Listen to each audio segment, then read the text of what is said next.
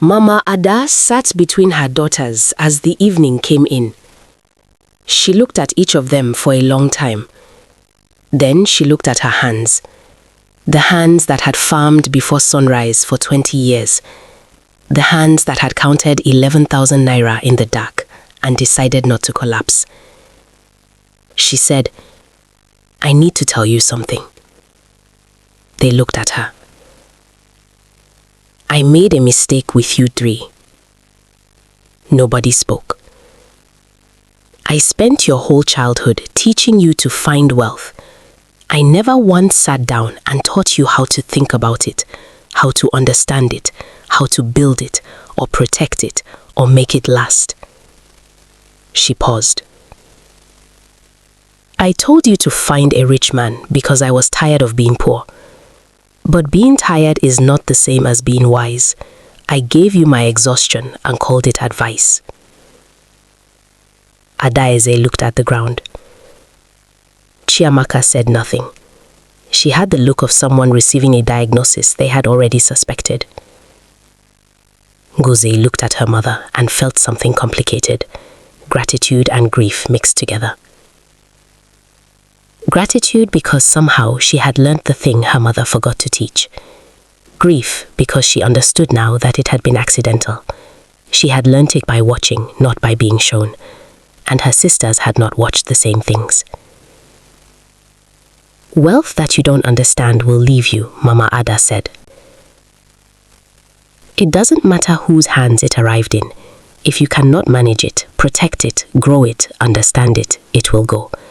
And when it goes, if all you know how to do is find it, you will spend the rest of your life looking for another person to find it in." She looked at Ngozi. "You learned something I didn't teach you.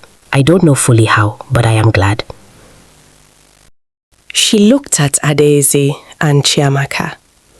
"It is not too late, but you need to learn now what I should have taught you at 15. The mango tree was quiet above them. Somewhere in the compound, a generator started. The evening moved forward. What happened after? Ngozi continued building. The financial advisory service she had started for market traders eventually became a registered microfinance cooperative. It took 7 years from that October evening to become something formal and recognized. She was not in a hurry. She was never in a hurry. She understood that the things worth having take the time they take. Her children grew up in a house where money was discussed openly and practically, not as something shameful or complicated, but as a tool. They watched their mother keep records and ask hard questions and make decisions based on evidence. They absorbed this the way Ngozi had absorbed her mother's record notebook, silently, completely. Adaeze went back to her husband and had a different kind of conversation than they had been having. She asked to see the accounts. All of them. Emeka was surprised and then relieved. He had been carrying the weight of the financial reality alone for 3 years, presenting a face of confidence to his wife because he did not know how to tell her the truth, and because some part of him feared she had only married the money and would leave if the money left. She did not leave. She sat with the numbers. She learned what she was looking at. She found a business development course and attended it, which she would not have done 5 years earlier, because she would have felt it was beneath a woman in her position. Her position had changed, and she, slowly, changed with it. It took 4 years, but the household stabilized. Not returned to its former size. Stabilized. Found a level it could actually sustain. Emeka's remaining business became profitable again because now there were 2 people paying attention to it, instead of one tired man and a wife who was not engaged. She never became Ngozi. She was not built that way, and she no longer needed to be. She became Adaeze, which was enough, which had always been enough, if the tools had been given earlier. Chiamaka's recovery was the hardest and the longest. She had further to come back from, and less infrastructure to come back with. Kingsley was not a Mecca. The damage was more complete. But Chiamaka had always had something that her situation had not yet been able to use correctly. She had energy. She had personality. She had the ability to walk into a room and make people pay attention. She started small, genuinely small, a food business from her kitchen. Not because she had a grand strategy, but because she needed income and she could cook, and she had to start somewhere. The same force of personality that had announced her entry into every room for 30 years, she now pointed at the business. She was not too proud to start small, because she had already been through the specific humiliation of watching large things collapse. Small and growing felt better than large and falling. 3 years after the October evening, she had a proper catering operation with regular corporate clients. She called Ngozi every 2 weeks to ask questions. She was not too proud for that either.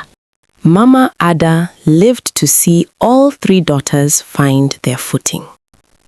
She sat on her veranda in her last years and watched the compound that had once held 5 children and 11,000 naira in an envelope under a mattress.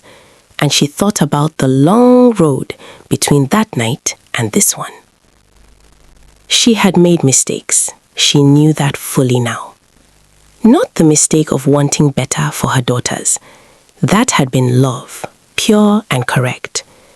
The mistake of translating that love into a philosophy that removed her daughters from the equation, that told them the answer was outside themselves rather than inside them. She had handed them maps to someone else's treasure instead of teaching them to build their own. But she had also watched what happened when people learned late, and what she saw was this. It is not too late until it is, and for most people, it is not too late. Adeze learned at 34. Chiamaka learned at 36. Both of them had more years of knowing ahead of them than the years they had spent not knowing. The wound Mama Ada had been carrying since the night she counted 11,000 naira in the dark was not that she had been poor. It was that she had been unprepared. Poverty she could have survived more cleanly. Poverty with knowledge was a problem with a path through it. Poverty without knowledge was just the same field walked in circles.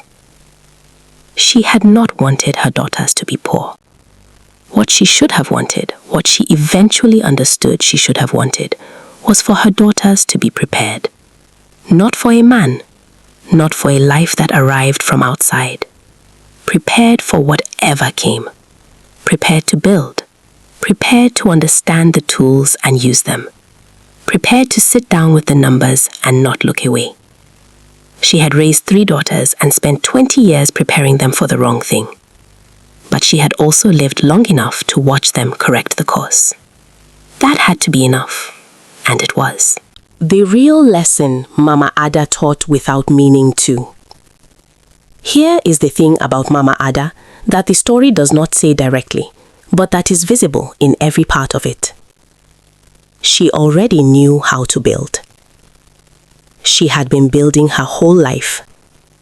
The farm, the market stall, the 5 children through school on nothing, the record-keeping notebook, the discipline of the early mornings, the decision to not collapse. She had all the tools. She just never named them. Never held them up in front of her daughters and said, "This is what building looks like. This is what you are watching when you watch me. This is what I am doing when I get up before sunrise and you are still sleeping." She thought what she was doing was surviving. She did not understand that she was modeling exactly the thing her daughters needed to learn. The lesson was always there. It was just never spoken. And the most important things, the things that actually determine the shape of a life, are sometimes exactly like that. Present every day. Never named. Waiting to be seen. Your mother's survival was not just suffering. It was a curriculum. The question is whether you are paying attention.